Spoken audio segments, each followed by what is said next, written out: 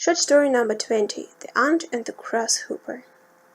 When the narrator of the story was a small boy, he was made to learn by heart some fables of La Fontaine, and the moral of each was clearly explained to him. Among them was The Ant and the Grasshopper. In spite of the moral, his sympathies were with Grasshopper. For some time, he never saw an ant without putting his foot on it. He could not help thinking of this fable. Then the other day he saw George Ramsay having a lunch in a restaurant. He never saw an expression of such a deep gloom, and the narrator was really sorry for him. He suspected that George's brother Tom had been causing trouble again. He asked the man if it was Tom again, and the man replied that he was right. The narrator thinks that every family has a black sheep, and in that family it was Tom. He had begun his life decently enough. He went into business, got married, and had 2 children. Everyone suspected that he would have a good career.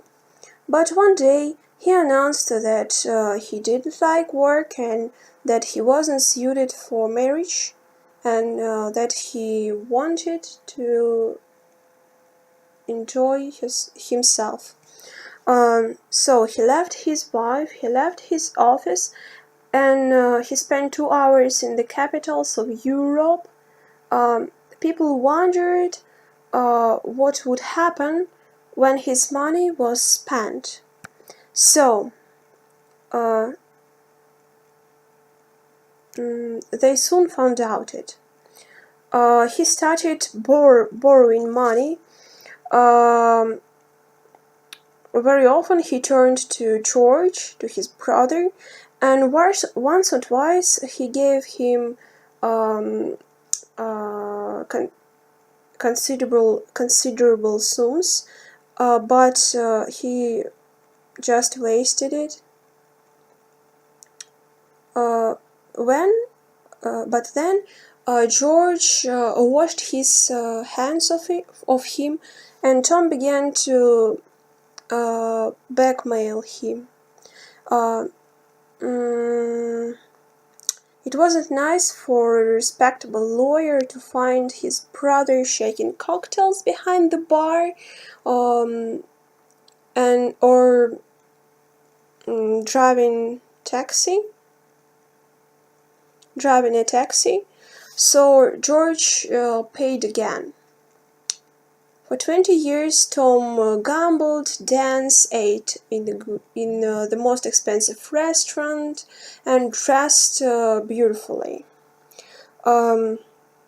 He was 46, but he looked not more than 35.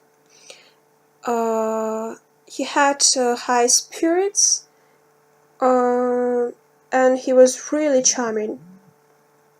Tom Ramsay knew everyone, and everyone knew Ramsay. But George was only older than his brother for 1 year, and he looked as he was 60. He had never taken a long holiday in a year. He always spent his day in office.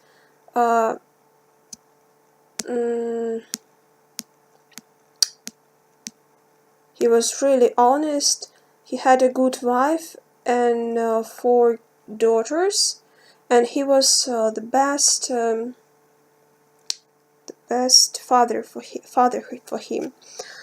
His dream was to save a lot of money, and at 55 he wanted to move to the country, buy a house and move to the country.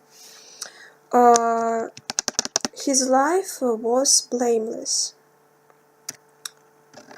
He was glad that he was growing old, because Tom was growing old too, and he thought that Tom wouldn't find life so easy when he got older. But he wasn't right.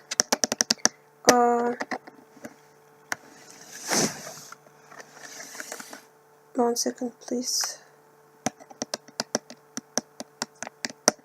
Now, the narrator was wondering, and the narrator was wondering what Tom had done, because George was very, very much upset.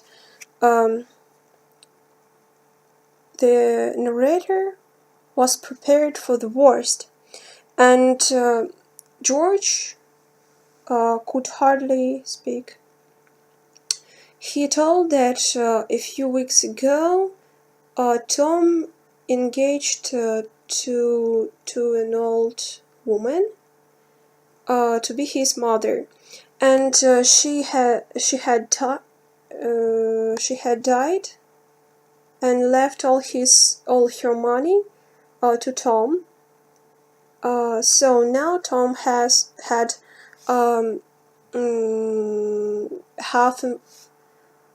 half a million pounds, a house in London and another house in the country, and he also said that it wasn't fair. So the narrator couldn't help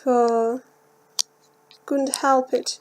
He burst into a laugh and looked at George's face. This is the end of the story.